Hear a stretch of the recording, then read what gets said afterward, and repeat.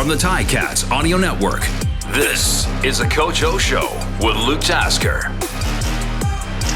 Welcome, Ticat fans. This is the Coach O Show with Luke Tasker, weekly update with Orlondo Steinauer. I'm Luke Tasker, former player for Coach O. Coach, I don't want to ask you how you're doing. I know it was a very, very tough one, but I will. How's your day going, man? What's the latest? Yeah, just a pit in the stomach. Basically, as you can tell, I'm at a little bit lost for words. It just doesn't compute, right? You don't, and which is good. You don't ever want to get used to the feeling, but and then of course, the day after is always another reflection day, or as we say, we look in the rearview mirror. And so, for me, obviously, I'm looking at all three phases and seeing different ways that we could have contributed and to lock the thing down and come away with a W some way. So it's like reopening the wounds, but that's a necessary thing to do. We're heading into a bye. The sun came up, wasn't quite as bright, but we will get through it. Yeah. I can't imagine the disappointment from you guys who are putting the work in daily. We talked last week on the Coach O Show about the reactions or the position of being a fan in games like this. Tough for the fans too, and now to go into a bye week, more tough for the people who are working every day in the stadium, for you and the guys in the locker room. Did you address the team today at all?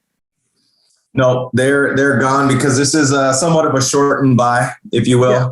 And so wanted to maximize their time, but we will come back in and we'll watch the tape and we'll get that done. But as of right now, there was no commitment except for, as you know, those that are injured. They were in getting treatment, and that's same with the coaches. I wanted them out of the office and home with their families or however they chose to spend their bye week. I think it's a chance to step away, and that's just as important sometimes as coming in and grinding. Yeah. Would you mind sharing in the locker room last night? What do you say? What does a head coach say after a game like that? Well, I just said that we have the right people, right? We've got to find a way to finish. And there's no words that I can give you right now. The silence, the feeling that you can't describe spoke volumes. Couple players spoke. There's still a sense of togetherness, which is the most important thing. But yeah, those types of things, sometimes the best things are said 48 hours, 24 hours, maybe a week later in our case. But there's nothing that takes that feeling away, post game when emotions are riding high and you just put in all that work and effort and you come out on the short end of it. Sometimes what's not said is the most important thing. Yeah, that's good. I mean, leaders, from a player's perspective, the leaders in the locker room after games like this, man, it's about togetherness, because it is just so easy to hang your head so low that you forget that the season's not over. I will say the feeling after that game to me was a little bit like, and I hate to say this, and I hate to bring this game up, like the 2014 Grey Cup to me. After that game, to me, it felt like if we had half a quarter more, we might have been 2 touchdowns ahead. If we had a little bit more football left to play, that game progressed in a way where the third quarter just disappeared. We came out of the locker room at halftime, and all of a sudden it was the fourth quarter. They were running the ball. Last night it was like, give us one more drive. Please, can we just keep the clock going for 5 minutes and let us see what happens? It's heartbreaking. It is hard to lose that. Last week in our show, we talked about, it doesn't feel right to lose on those field goals in overtime, after that field goal and in overtime in Toronto. And now, to lose after having really what was in some aspects probably the best game by certain aspects of the Ticats team, I feel bad for the guys in the locker room. I do. And I have to say, too, it is what it is. I'd be lying if it wasn't true. I would not like to be going on a bye week right now. And I wonder if some guys are feeling that. I don't know. Rest is rest physically. How do you is this helping you to have these off days? What are you going to do with this time? Would you rather be back in the meeting room tomorrow? Well, yeah, you want to get back at it. And that's the thing about football, is that you don't get a chance, even if there's no bye weeks. Like, you remain a winner. You got to sit on that and try to not be overconfident for about 7 days. And the same thing remains true if you lose a game. You actually remain losers for a week. And in our case, up to 10 to 12 days. And so that's the unique thing about football, though. That's kind of the fun part, and why I think it's, it is the most, it's a team sport, and I would say that, I'd put it right up there with any other team sport. But, it is, I just kind of have the approach that, I'm excited and I embrace it.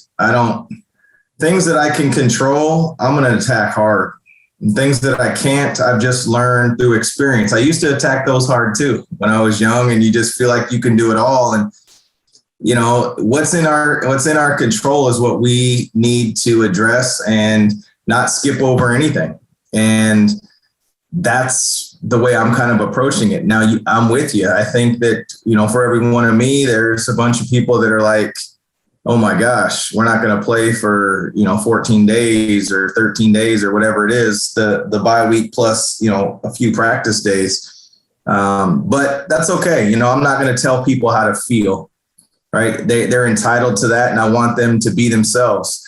But when it comes time to come back to work, that's where we share that common bond. So I'm excited, who wants to take this journey with us. And, when you're going through these type of things, I think it just really, accentuates finding the right people. I always like to refer to it as, it's easy to find the right experience to do the job. That's an easy thing to do. And it's hard to find the right people to join your team. And sometimes that means less talented. Sometimes that means a tenth slower. Sometimes it means 2 inches less on a vertical. But when you're going through trials, it's just, we use football as an analogy of family. And just think about your family, right? You don't question loyalty. You don't question trust. You don't question if they have your back. You don't question if they can hold you accountable. But we use that term so loosely in football and in sports in general as family. But if you have the right people, you don't worry about those things, because it's hard enough to win. It's hard to win in general. And when you have the wrong people, it makes it tougher. So I feel like we have the right people. We have to play better. It always starts with me. And like I said, I'm excited. I'm ready to embrace this. That's great. You talked about looking at all three phases and starting to pick out, after the sort of shock of a loss that last night was, you start to pick out the things you can do better. Can you take us through the phases? And I don't want to make you do a whole team meeting here on a Zoom meeting, but walk us through, starting with defense. I mean, what was good about last night, and what do you want to see get better? I thought we were physical. I thought we got after it up front. We controlled the run. I thought we made them one-dimensional. They made some adjustments at halftime. We didn't, we made some plays, but then when they scored the touchdown, we didn't have a great response there. I thought a couple times we had them in 1st and long, 2nd and long, and probably gave up too many yards there. So those are some areas of improvement. Obviously, I thought we could have tackled a little bit better than we did, especially in the open field. But for the most part, I thought we did a good job. Special teams, I just felt like we took some penalties that backed our offense up. Who responded, though? The offense did respond, and we'd like to get a couple first downs to get out of there, and we managed to get an explosion or two. And so I thought the offense did a phenomenal job there. We didn't really get the return game going. We didn't really crease it. You can't really drop a better opportunity to block a punt. We just missed the ball. I mean, unblocked. We had a player unblocked. And so it really comes down to always players making plays and execution in there. And on offense, you'd like to turn some of those 3s into 7s, right? You know how that is. And that's really the difference, right? You'd be splitting hairs to say, well, we missed this one throw and we missed that one throw. But I don't think anybody can be held to a standard of perfection, right? Football is a game of mistakes. We're trying to make the least amount. So That's kind of a blanket statement of all three phases, but I don't question our effort.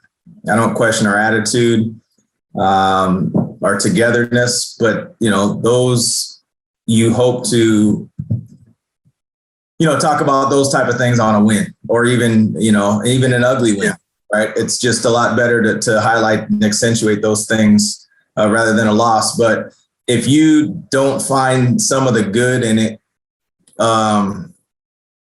boy, it makes for a long time. And it's, about the time and effort everybody takes to put into it. So, and that's everybody, and, you hate to run through it. You talk about three phases, but we always refer to it as four, and that's the look team, and if you start overlooking your therapy department and the equipment and the strength and conditioning, boy, you're selling yourself short, because it is a team effort.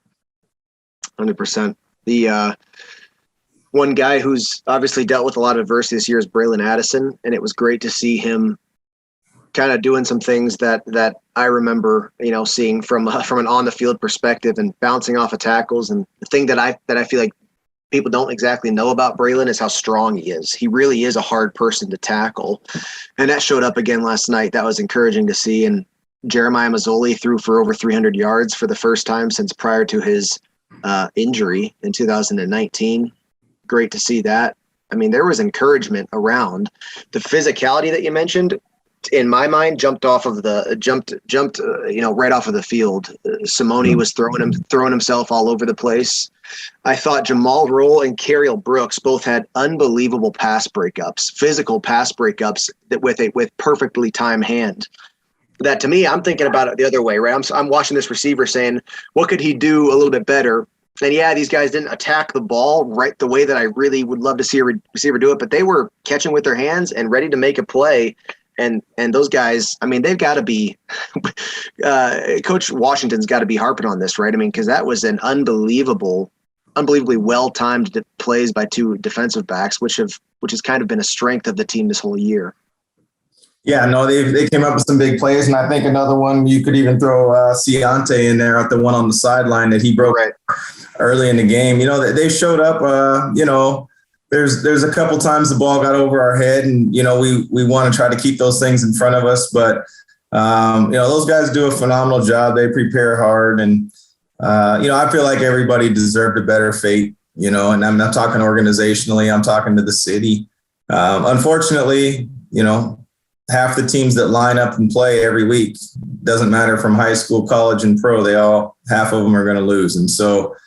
We won't get used to it. We're always going to expect to win. We are going to keep our expectations high, and, we're going to line it up. I'm looking forward to practice, but, we've got some time in between. So I'm looking forward to that also. 2017. So I think actually the year that you were not, the only year I ever had you not as a coach with us, we went on a bye week, and after losing a miserable game in Edmonton that we had a chance to win. We just weren't a good enough team at the time to do that. But we went on a bye week, and things started turning around right when we came back home for what was actually at that time the Labor Day Classic. And I got to say, we were a much longer shot that year from the playoffs than the Ticats, who still have it very much within their grasp. So maybe the off days will lend themselves to a chance for people to change, to drop the baggage of a tough loss and turn things around. But Coach, exciting stuff. Unfortunately, not the outcome that we wanted. It would have been an amazing game. All else staying the same. Have the Ticats win by 2 points at the end there? In my mind, I was watching thinking this is going to be the perfect launching point into the second half, or the last bit of this season, where we had an offense that was being productive and just some really exciting football. And it is hard to feel for the guys that was not the outcome. That said, hoping to see all these good takeaways from last night, some of the positivity and productivity sort of be a launching point for increased play throughout the rest of the season. Coach, I appreciate your time. I hope that the bye week does you well, and I hope that you afford some days off for yourself to refresh the mind and get back to it when the time comes. I appreciate it, Coach. Thanks for joining us. Absolutely. Thanks, Luke. We'll see you next week. The Coach O Show with Luke Tasker. Like, subscribe, and find out what Coach is thinking every Tuesday.